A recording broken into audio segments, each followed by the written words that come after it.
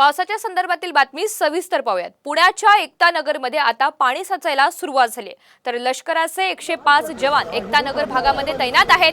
खडकवासला धरणामधून आणखी विसर्ग केला जाणार आहे आणि त्याचमुळे आता लष्करानं बचाव करायला सुरुवात केली आहे।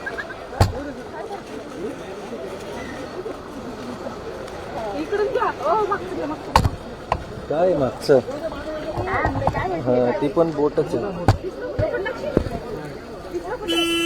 पुण्यातील एकतानगर परिसरात पूरस्थिती निर्माण झाली असताना इंडियन आर्मीचे जवान जवळपास गेल्या 5 ते 6 तासापेक्षा अधिक काळापासून इथल्या प्रत्येक नागरिकाला सुरक्षित स्थळी नेण्याचं मोठं आव्हान पेलवत आहेत। जब हम इधर आए थे तो पानी तकरीबन फर्स्ट गली में ऊपर धीरे धीरे चढ़ना शुरू हो गया था, तो हमने फटाफट अपना जो भी हमारे साथ इक्विपमेंट है वो पूरा लेके हम वहाँ पर आए और जो भी लोग घरों में फंसे थे उनको हमने अच्छी तरह देख के वहाँ से निकाला और बाहर सेफ जगह में लाके उनको रखा और मेडिकल की सुविधा के लिए आगे भेजा।